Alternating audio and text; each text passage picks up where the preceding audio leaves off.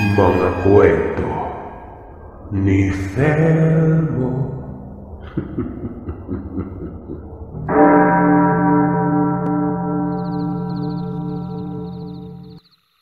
Hindi ako nakakibunon, pero nakukuha ko ang ibig nilang sabihin. Kinakabahan ako.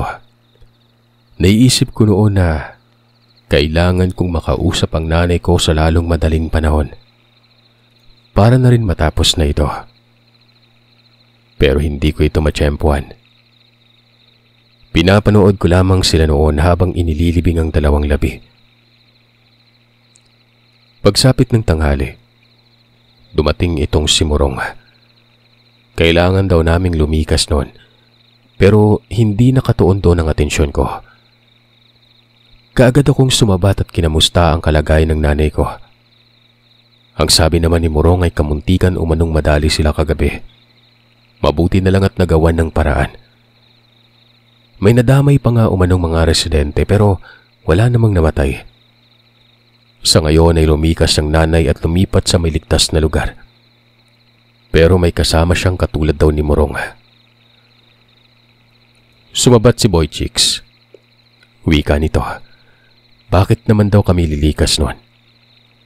Ayon naman kay Morong, posibleng may bumisita mamayang gabi at hindi niya na alam kung kaya niya pa itong pigilan. Kahit pa naroroon ang magkapatid, hindi umano garantisado ang lahat. Kailangan daw naming sumama sa kanya. Nagtanong ako sa kung saan kami pupunta. Ayon naman kay Morong, total umano ay tinutugis ang panig namin. Napagpasya ng nanay na magbuklob na lamang daw kami. Hindi kasi mapanatag ang nanay noon.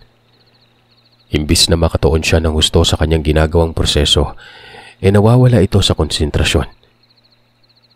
Hindi gumagana ito. Naintindihan kagad ni Boy Chicks ang paliwanag ni Morong. Hindi daw talaga magkakabisa kapag hindi taos puso, lalo na kapag may bumabagabag sa isipan. Nakapagpa siya magkapatid na sumama para kahit papano'y makatulong ito. Yun din naman ang nais nila at napag-usapan na talagang haharapin nila ang kalaban sa kahit na anong mangyari. Total ay damay na rin sila. Tapusin na lamang umano yun. Walang ano-anong umalis kagad kami nun. Kinarga ako ni Morong. Takbo lang kami ng takbo. Patungo sa gubat yon. Hindi ko man lang narinig kay Morong na humahangos ito. Ang problema nga lang, may amoy siyang sumasambulag talaga sa mukha ko. Hindi ko man gusto yon pero hindi na ako nagreklamo pa. Sobrang layo na nang naabot namin. Nagpahinga kami ng sandali kasi nga nagreklamo na itong si Gardo. Hindi daw siya napapagod pero namamanhid na ang kanyang mga paa. Naiisip ko, Sirsat, na ganun pala kapag may karunungan. Maging si Boy Chicks hindi pagod ito pero may dinadaing sa katawan.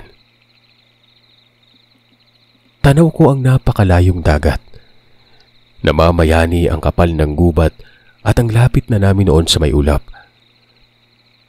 Habang nangyayari naman yon, si Morong umiikot-ikot sa paligid. Batid kong nagmamatyag ito.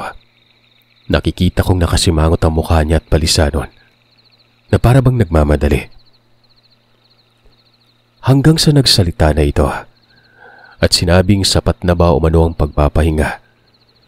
Kailangan daw na hindi kami maabutan ng gabi sa lugar. Hanggat maaari ay tiisin muna ang kung anong nararamdaman sa katawan. Kapag nakaraos na at masasabing ligtas na daw kami, saka na magpahinga. Dahil ang lugar umano kung nasaan ang nanay, sangkaterba umanong bantay sa lugar yon. May tao, may albularyo at may aswang din. Ito na daw ang mga sandaling nagkakaisa ng lahat nun. Ayaw na nila mangyari yung dati na kalat-kalat sila sa lugar, kung kaya naman madali lang napupuksa isa-isa. Lahat ng pumapanig noon ay walang nagawa kung hindi ang tanggapin ang sasapiting kamatayan. Walang ano-ano, muli kaming naglakbay. Hanggang sa nakikita ko na sa may unahan, merong usok. Nawari ba'y may nagsisiga at may nananahang tao nun. Hindi nga ako nagkamali. Dahil ayon kay Morong, yun na umano ang lugar. Nagulat ako, Sir Seth. Isipin niyo, maraming tao doon. May 2 bahay. May nakahiwalay na daan na pakiwari ko ay patungo sa bayan. Pero nasa silangang bahagi ito ng Mindoro. Isa din sa ikinamangha ko ay naroroon si Manang Mariafe. Sina Boy Chicks at Gardo. Natuwa ito sa natunghayan. Narinig ko ang pag-uusap nila. Ligtas nga ang lugar na ito. Na makita ko ni nanay ay umiiyak yun at niyakap ako. Humingi pa ito ng tawad at hindi daw siya nagpakita kaagad noon. Iniiwas niya daw sa akin ang banta pero nagkamali umano siya ng ginawa dahil kahit anong pagliligtas niya sa bawat sitwasyon, naroroon at nakabuntot pa rin umano ang peligro. Lumapit naman si Morong sa amin. Niyakap ito ng nanay at nagpasalamat. Nakita ko pang hinalikan sa noo ni Morong itong si Nanay Fatima na siyang labis ko noong ipinagtaka. Napansin ko pa nga na nagkasikuhan si Boy Chicks at Gardo habang si Manang Mariafe naman noon ay tumatangu-tangu lang. Lumapit pa yun sa magkapatid at may binulong. Halos sabay ang magkapatid noon na tumango at biglang tumitig sa akin. Maya-maya, nagsalita ng Nanay Fatima. May inamin ito na siyang nagpabago sa buong pagkatao ko. Sinakluban ako ng panlalamig sa katawan na hindi ko mawari kung bakit. Ayon kay Nanay Fatima, siya umano talaga ang totoong nanay ko. At ang tatay ko, itong si Morong. Hindi talaga ako noon nakagalaw. Nagmistula akong pusa na nabasa sa ulan. Ipinaliwanag ng nanay ko ang lahat. Hindi niya daw ipinamulat sa akin na anak niya ako dahil iniiwas niya daw ako sa maaaring kahihinatnan ko noon. May pinalagay daw sa katawan ko para hindi isipin ng mga kalaban na anak ako ni Fatima. Hindi ako napulot. Isinilang ako sa Bulacan na kung saan ay binantayan ako ng biyasang albularyo na kakilala niya doon. Pero sinalakay daw yon ng mga aswang. Namatay ang anak ng albularyong babae na kasalukuyang kumakarga sa akin ng mga panahon na yon para ilayo ako sa lugar. Mabuti na lamang umano at dumating si Morong dahil kung hindi pa'y patay na sana ako noon. At doon din mismo ay napag-usapan nila na lagyan ako ng harang na orasyon sa katawan. At ang gumawa nito ay yung albularyong kakilala ng nanay ko. Ang lahat umano ng kasinungalingan na yon. Para na rin daw ito sa akin. Hanggang sa lumipat na kami ng Manila, naging payapa. Dahil nga maraming tao ang tinirahan namin noon at nagdadalawang isip ang mga kalaban. Matagal na rin umano naming nakakasama si Morong. Hindi nga lang lumalapit ito, pero ito daw ang nagbabantay sa akin ng patago. Tiniis ni Morong ang lahat. Hindi ito lumalapit para hindi magduda ang kung sino ang nagmamasid noon. Pero dumating ang araw na pwersahan na itong kumikilos. Kung kaya't nakapagdesisyon ng nanay na uuwi na lamang daw kami. Nauna daw si Morong na umuwi noon. At ito din ang naging giya ng nanay na doon muna sa gubat pumuslit. Pansamantalang naging ligtas pero sumunod pa rin ang mga kalaban pabalik ng Mindoro. Hindi ako nakapagsalita, Sir Seth. May parte sa diwa ko na galit. May parte din ng pagkatuwa. Pero lamang ang pagkaawa nun. Pagkaawa hindi para sa akin kundi sa nanay ko at itong si Morong. Para bang gusto ko siyang yakapin noon pero nakakaramdam ako ng hiya. Parang hindi ko patanggap. Lalo na't aswang ang tatay ko. Tinanong nga ako ng nanay ko kung may masasabi ba ako pero umiling ako at yumuko noon. Ito namang si Morong ay hinapuhap ang ulo ko tapos sinabi na, "Sa ngayon mahina ka pa. Wala ka pa sa hustong edad. Darating ang araw na susumpungin ka sa pagiging aswang mo. Pero hindi katulad ko kapangit. Maaring tao ka pa rin. Dahil naamoy ko sa'yo na mas lamang sa'yo ang dugo ng nanay mo. Pasensya ka na at naging mapait ang buhay mo pero huwag ka mag-alala. Kapag nakaraos na tayo, babawi ako. Ipaparanas ko sa'yo ang kung anong naranasan ng ibang bata. Tumango ako noon. Hindi ko namamalayan na tumutulo ang mga luha ko sa mga mata. Kahit papano, kahit paaswang ang ama ko at nagsinungaling ang aking ina, may magulang pala talaga ako at kadugo nun. Dinala ako noon sa isang bahay. Malaking bahay na gawa lang sa kahoy at may dingding ng tabla. Yung isang tahanan doon ay gawa sa semento. Nagkalat sa paligid ang hindi ko kilalang mga tao. May nagiinuman, may nakatayo lang at may tila ba ang agresibo na ito na siguro ang sinasabi ni Morong na mga bantay. Marami ang mga ito at tama siya. Ilang saglit lang at nakita kong nagpupulong sila. Kasama na doon na magkapatid. Matapos nito ay lumapit sa akin si Boy Chicks noon. Siya daw ang magiging bantay ko. Pero habang nagsasalita ito, para bang matatawa yon. Ayon pa dito, kapag aswang na daw ako, iwan ko na daw ang karunungan. Gawa ng matutunaw umano ang katawan ko dahil dito. Pinabuka pa niyang bibig ko, Sir Seth. Kinapaka pa ang pangil ko. Para bang baliw yun. Sabi ko sa kanya ay hindi ako sing pangit ng tatay ko kapag naging aswang na ako. Na si Tatay Morong din ang nagsabi sa akin na mas lamang sa akin ng tao. Alam mo bang mas pangit kapag kalahating tao? Huwag ka magtaka dahil albularyo ako. Maraming beses na ako nakatagpo ng aswang. Mas mapangit pa yung mukha mo, Antonio. Magiging tiyanak ka. Para bang maiiyak na ako sa sinabi ni Boy Chicks nun. Pero nagpigil lang ako. Alam ko namang inaasar lamang ako nito. Wala namang pinagtitirpan nitong si Boy Chicks kundi ako lang. Pagsapit ng gabi nun, muli na naman silang nagpulong. Pero sa mga puntong ito ay madali lang naganap yon. May sinabi sa akin si Boy Chicks. Ayon dito, kalahati umano sa mga kasama namin aalis para na rin umano alamin ang sistema ng gubat. Wala kasing paramdam ang mga kalaban at mas delikado umano ang ganon. Baka may isinasagawa umano itong si Policarpio. Ayun na nga, ilang saglit lamang noon ay nawala ng ibang tao. Ang naiwan, kami ng nanay ko. Si Gardo, Boy Chicks, Manang Maria Fe, at ilang mga hindi ko mawari kung aswang ba o tao.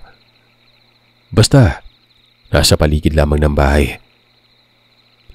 Si Nanay at Manang Maria Fe, may ginagawa. Magkaharap silang dalawa at nakaupo sa may lupa. Nasa likod ng bahay at ang pagitan nila ay maliit na siga mula sa bunot nun.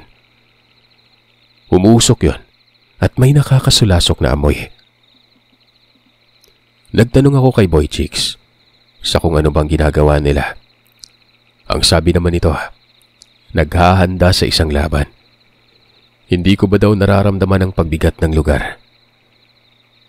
Napakunot ang mukha ko. Wala naman akong nararamdamang iba, maliban na lang sa pag-alinsangan na parabang may paparating na malakas na ulan. Sinabi ko talaga yun kay Boy Chicks. Ay naman dito, ang pag-alinsangan daw ay presensya ng aswang na nasa paligid nun. Yun umano ang ibig niyang sabihin. Ang pagpapalit ng anyo ng mga kasamahang aswang namin na nasa gubat. Isang indikasyon ito na naghahanda sa paparating na banta. Posibleng ilang saglit lang, may mangyayari ng paglalaban.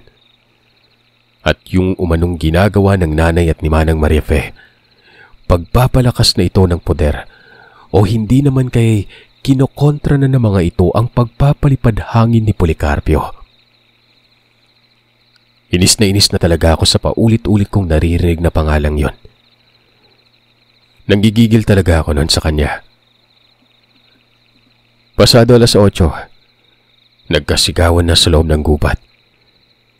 Sa bandang likuran nito ng bahay. Tumulong na itong si Boy Chicks kina Nanay at Manang Maria Fe. Ako naman noon ay natataranta. Sa naaalala ko ay kumuha talaga ako ng itak. Tumungo ako dun sa may banggera. Sinirip ko ang likod. Yung mga tao, ang ilan dito ay may bitbiting itak nun. Habang yung nasa malapit sa may kakahuyan ay nakadapa sa lupa. Maliliksi ang mga ito. 3 ang nakikita ko at alam kong mga aswang yon. Mga kakampi namin. Rinig ko ang sigawan sa loob ng gubat. Tingin ko ay may nangyayari na talagang paglalaban doon. At palagay ko din, ito na ang mga umalis kanina para suriin ang sistema ng lugar. Napapasabak na sila sa mga puntong yon. Nakakapangilabot. May tunog tao na nasasaktan. May tunog baboy. At kung ano-ano pang sobrang nakakairita at nakakapanindig balahibo. Sa mga puntong yun din, Sir Seth. Sobrang baho ng lugar. Yun bang parang walang hanging matino. Sinananay noon ay nakita kong wala na ito doon sa likod na kaupo. May bitbiting itak ang nanay. Habang itong si Manang Maria Fe, parang patpat na baluktot ang bitbit niya. Si Gardo at Boy Chicks ay nasa pintuan sa buluwagan ng bahay. Nakahanda din kung sakaling umabot na roon ang gulo. Maya-maya yung 3 nasa gubat. Nagpulasan. Ang 2 dito ay nagpapagulong-gulong sa lupa na wari ba'y pinutaktin ng langgam. Habang yung isa naman ay patungo sa amin. Habang dumadaing yon. Ang nakapagtataka, wala naman akong nakitang kabuno ang mga ito. Pero ganun ang reaksyon nila. 2 pang kasama namin na may mga bitbit na itak. Umatras at bumuklod sa magkapatid. Hanggang sa narinig ko ang pag-uusap noon ni Nanay Fatima at Mamang Maria Fe. Nagpapakawala daw si Policarpio ng pangontra sa aswang. Tinamaan ito ang mga bantay sa paligid noon. Maya-maya pa, nagkaroon ng katahimikan. Nawala yung sigawan sa loob ng gubat. Akala ko noon ay tapos na. Pero biglang nagwika si Nanay Fatima ng, "Anak, hanggat maaari, huwag kang lalabas ng bahay." Matapos lang nitong magsalita, nakita ko doon sa unahan na may paisa-isang lumalabas sa kakahuyan. Kinikilatis ko itong maigi. May siga naman malapit roon kaya nakikita ko talaga. Pero hindi ito yung mga kasama nila Tatay Morong. Iba yon. Nakahubad pang itaas at may kung anong mga pinta ito sa katawan. Ang sabi ni Nanay Fatima, kaya pala hindi tinatablan ng mga ito dahil may ritual umano sa katawan. Maging si Manang Maria Fenon ay sinang-ayunan ang salaysay ni Nanay. Ang sabi pa nito, mamamatay na daw kami nun. Basta habang nangyayari yon, itong magkapatid ay hindi na magkawari ang muka. Nakikita ko ang pagkumpas nila ng kamay. Yung tipong para bang inkantasyon. Habang palapit ng palapit sa amin ang mga taong nakikita ko, yung kasama naming 2 lalaki na may mga itak, pumasok sa kabilang bahay. Natakot ang mga ito. Nasa ilang dipa na lamang ay huminto ang kalaban. 4 sila. Lahat ng mga yun ay may pinta sa katawan. Tapos ay may mga bahid ng dugo ang mga ito. Napapaisip ako na baka nasawi na sila Tatay Morong kung kaya't nakaalpas sa mga yun palapit sa amin. Umiiyak na ako at walang ibang iniisip kung hindi ang mamamatay na kasama ang nasa paligid ko noon. Tumakbo si Nanay papasok ng bahay. Niyakap ako nito. Umiiyak ang nanay na mga sandaling yon. Ako naman ay sumisigaw. Talagang palahaw yun na walang mapaglagyan. Maya-maya ay biglang nagsalita si Manang Fe. Nabanggit nito ang pangalan ni Policarpio. Napasilip si nanay sa bintana. Nakita kong nagpupungas-pungas pa ito ng mukha. Ako naman ay muling sumilip sa siwang nun. At doon ay nakita ko ang isang ubod ng tandang lalaki. Nagulat ako gawa ng kamukha niya yung napapabisita sa bahay doon sa Manila. Tama ako ng hinala. Yun na nga ay walang iba kundi si Policarpio. Napakasimple lamang nito tingnan pero bakit ganun na lang ito kinatatakutan ng aking ina? Nagsalita yon. Sinabing lumabas umano si nanay. Nagmumura pa ito at galit na galit. Dagdag ni Policarpio, kahit sobrang tinik daw ng nanay ko, ay dadating din ang panahon na masusugpo niya ito. Na ilan na rin sa kanyang kaanak ang pinatay ng nanay ko. Takang-taka ako noon. Anong ibig sabihin ng matandang ito? Bakit sinabing ilan na sa kanyang kaanak ang pinuksa ng aking ina? Kaanak ba nito'y mga aswang? Hanggang sa sumagot si nanay noon. At dito, ayon kay Nanay Fatima, bakit hindi niya umano papatayin kung ito naman ang nagtatangka sa buhay niya? Bakit umano hinimok pa ni Policarpio ang mga kaanak para sumama at pumanig sa kanya? E alam naman daw ng mga ito na kapahamakan lamang kapag sinubukang hamakin ng nanay ko. Hindi pa nga nakontento itong si Policarpio sa paghimok sa mga agita at sinama pa talagang sariling kaanak para isalang sa pagpapatiwakal. Sa pagpapatuloy ng pagsasalaysay ng Nanay Fatima, nalaman ko na may napatay pala ito sa Manila. Dalawa yon, kaanak ni Policarpio. Sumasabat naman si Policarpio noon at ang naging dating nito para sa akin, si nanay pang lumalabas na masama. Ginagamit daw ng nanay ko ang angkan ng mga aswang para sa pansariling kapakanan. Ginagamit daw ng pamilya ng nanay ko ang mga aswang para gamitin namang proteksyon sa ginagawa nitong kabulastugan. Masama umano ang pamilya ng nanay kung kaya niyang piniling himukin ng ibang aswang para tumiwalag at paslangin ng pamilyang gumagamit sa kanila. At ito na nga sila Nanay Fatima noon. Gulong-gulo ang isip ko noon. Hindi ko alam kung alin sa kanilang nagsasabi ng totoo at hindi. Ganyan naman yung ginagamit mong rason para bumaliktad yung sitwasyon eh. Noon pa man Policarpio, may galit ka na sa pamilya namin. Ikaw ang may pakana ng kaguluhan. Ano bang ginawa namin dati? May hinamak ba kami? Dumating na lang ang panahon na nagkakasakit ang mga kapatid ko at nalaman namin na ikaw ang may gawa. Dati ka pang masama. Pinapalabas mo lang na isa kang mabuti. Masama ka pa sa isang mangkukulam hayop ka. Kung magsalita ka, parang ikaw yung bayani. Bakit? Para iparinig sa mga kasama mo na kami ang kalaban imbis na ikaw? Makikita naman yan sa pinagagawa mo sa mga aswang.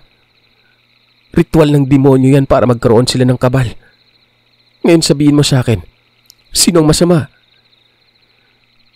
Napagtanto ko noon na mas timbang ang mga salaysay ng nanay. Yung ritual nga ng demonyo ang isinasagawa para hindi tablan ang mga aswang na kalaban. Napakasinungaling talagang tao itong si Policarpio. Sumabat pa nga noon sila Boy Chicks. Kung sa tingin daw ni Policarpio ay napaikot nito ang isip nila. Nagkakamali ito. Bakit hindi na lamang daw ituloy ang binabalak? Total ay nagkaharap naman lang din sila noon. Kung kamatayan ang nais ni Policarpio, gawin daw ito at papatunayan nila Boy Chicks na makikipagpatayin din sila noon. Tumawa ng tumawa itong si Policarpio. Yung bang tipong parang nakakaasar na pagtawa. Nakakainis talagang mukha nito kapag tingnan mo. Hanggang sa bigla itong nag-usal at kasabay naman noon ang pagkumpas ng kamay at nakaduro sa amin. Dito na umabante ng lakad ang 4 na tao na may pintas sa katawan. Lumabas muli ang nanay at dito na ito nagsisisigaw ng patay sa kumpatay. Habang sina Boy Chicks naman at Gardo, Hindi ko alam kung bakit tinarak nila ang mga dalang itak sa lupa. Tapos sigaw din ito ng sigaw doon. Kalmado lamang si Manang Mariafe. Tahimik itong nasa gilid lamang ng bahay. May kung anong sinasangbik itong salita habang hawak naman ang kwintas na animoy malaki pa sa baryang piso nung dekada 70. Ako naman noon, dahil parang naging desperado, lumabas ako. Nakikita ko ang pagbabago ng itsura ng mga taong papalapit sa amin. Umitim ng bahagya at naging kapustura ito ni Tatay Morong. Hanggang sa ang isa dito ay biglang sumunggab, pero para itong asong tinamaan ng tirador at gumulong sa lupa. Napalingon lahat sila kay Manang Mariafe. Napangiti ang Nanay Fatima. Ang sabi pa nito ay umuubra daw ang ginagawa ni Manang Mariafe noon. Para bang nagkaroon ng tapang sila Boy Chicks noon.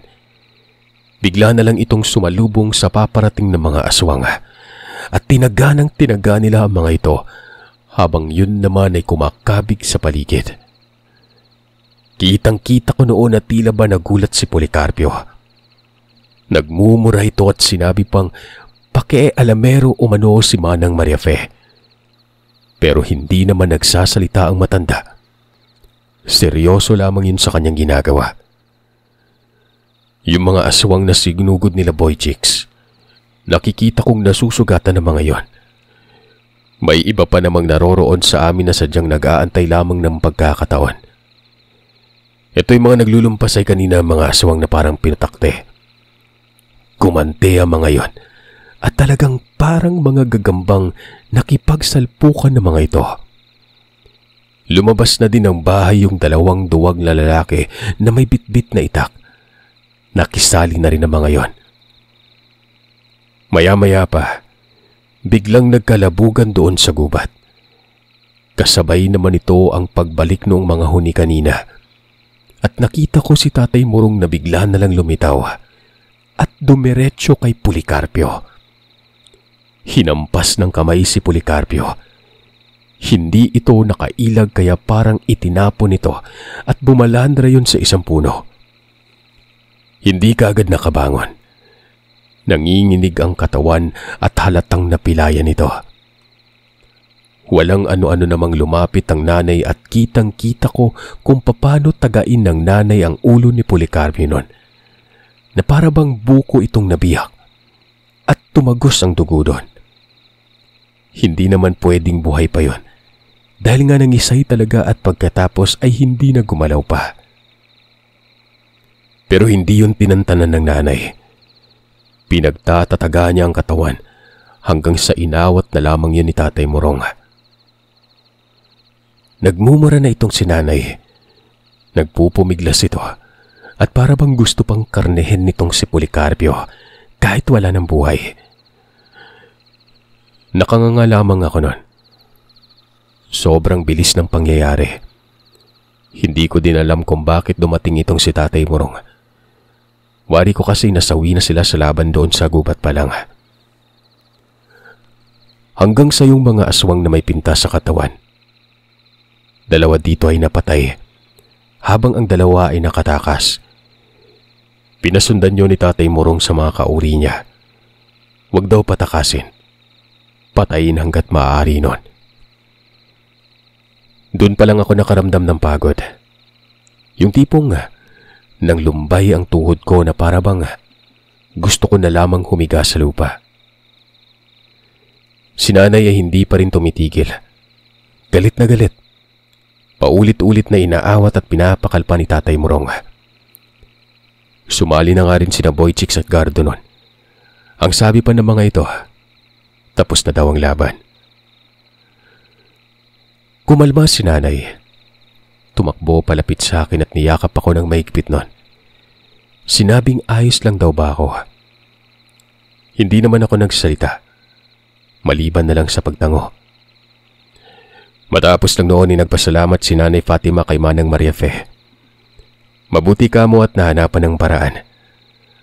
Ayon naman kay Manang Mariafe, may isinagawa na daw siya bago pa mangyari yon. Nalupig sila sa distansya pero Nagkamali daw si Policarpio. Nagkumpiyansa ito at lumapit talaga sa isinagawa niyang pangbasag. Noong matansya na daw ni Manang Mariafe na nasa loob na ito ng bitag noon, doon na niya sinimula ng pagpahina ng poder ni Policarpio. Kapag humina daw ito, ay siya namang paghina ng mga alipores na aswang. Itinuro pa ni Manang Mariafe kung saan ang hangganan banda. Doon sa may patay na kahoy. Ipinagdadasal niya noon na sana pumasok itong si Policarpio dahil yun nang ang tanging pag-asa noon. Nang magkamali ng hakbang, napasangbit siya sa Panginoon ng pagpapasalamat. Hindi nagsabi si Manang Mariafe. Ito din ay ayon sa nanay ko. Narinig ko kasi ang pagpuri niya sa matanda. Wala kaming kamalay-malay na may patibong palang orasyon si Manang Mariafe ng mga panahon na ito. At sinadya niyang ilihim ito kasi baka may espiya sa grupo. Napaka-imposible umanong wala. Dahil lagi na lamang silang nasusundan kahit pa man nagsasagawa ng isang seremonya para hindi matuntunon. Ay naman kay Tatay Morong, nung nagtungo daw sila sa gubat, hinati nila ang grupo sa dalawang pangkat. Ang isang grupo umano ang unang nakasagupa nila Policarpio. Naabutan nilang may ilang mga patay doon sa gubat na yon. May nasawi din sa panig ng kalaban. Tapos may mga bantay doon si Policarpio. Pero pinagpapatay naman nila ni Morong ito. Kung sila daw ang unang nakasagupa, ay maaaring mahirapan si Policarpio. Nagbunyi ang lahat nun. Tuwang-tuwa si nanay. Sa wakas umano ay magiging malaya na siya kasama ang kanyang pamilya. Si Tatay Morong ay hawak ako sa kamay ng pagkahigpit-higpit na para bang ayaw na akong pakawalan nito. Ang pinagligpit sa mga labi ay yung mga kauri niyang aswang. Isang linggo kaming nanatili doon sa lugar na yon. Hindi ako pumasok sa klase ng isang linggo. Pero wala namang naging problema yon kasi nga nakapagrason ng nanay. Hindi sinabi ni nanay ang totoo nun. Nakasama ko na rin sa wakas sa mga magulang ko. Ito ang yugto ng buhay ko na sobrang saya ko talaga. Kahit man may dugo akong aswang pero wala na akong paki doon. Alam ko naman na ang pagiging aswang ko ay mabubuti ang pinagmulan. Sa kabila ng lahat, nung nasa tamang edad na ako, hindi ako sinumpong. Hindi ako naging aswang. Ayon sa nanay ko, bata pa daw ako ay tinanggal na niya ang pagiging aswang ko. Kasama niya daw noon ang isang biyasang albularyo na taga Bulacan. Kasabay ito ng paglalagay sa akin ng harang bilang proteksyon at hindi mapagkamalang anak ni Nanay Fatima. Totoo pa lang talaga mga sinabi ni Manang Mariafe na may kasama si nanay na aswang sa Manila. Ito na si Tatay Morong at ang kapatid nitong babae. Kalaunan, nagkaibigan daw si Tatay Morong at Nanay Fatima. Ako ang naging bunga. Sa kasawiang palad, ang kapatid naman ng Tatay Morong noon, kasama ito sa mga nasawi ng sumalakay ang mga kalaban. Sa ngayon, wala na si Nanay Fatima. Habang ang Tatay Morong naman, buhay pa, pero nasa Mindoro ito. Na makapag-asawa kasi ako ay tumira na ako ng summer. Minsan ay binibisita ko ang tatay. Parang hindi tumatanda pero bumagsak lang ang katawan. Pero malakas pa rin. Doon lamang siya nakatira sa mismong lupain namin. May kasama naman ng Tatay Morong, ang mga kapatid ko. Nagkaroon pa ako ng 2 kapatid noon, babae at lalaki. Hindi din sila nagmana sa tatay ko. Kalahating aswang naman talaga sila na katulad ko, kaso nga lang, hinarangan ng nanay ko. Tinanggal ng nanay ko ang pagiging dugong aswang matapos may panganak ang mga kapatid ko noon. Kung may tatanong kung bakit pwedeng alisin ang dugo ng gabunan, walang imposible sa isang biyasa. Napakabiyasa po ng aking ina. Pwede, basta bata pa at huwag antaying maging ganap. Basta ilumpoy kapag kalahating tao at kalahating aswang. Kasi kapag gabunan ng nanay at gabunan din ng tatay, Hindi matatanggal ang aswang sa katawan at talagang iiral ang pagiging halimaw nito. Hindi naman hinangad ng Tatay Morong na maging aswang kami. Mas gusto niyang maging tao para hindi maasiwa sa kabiastan at makapamuhay ng normal noon. Maraming salamat sa inyo, Sir Seth. Muli, ako po si Antonio, anak ni Fatima, na siyang huling lahi ng manggagamot sa kanilang angkan.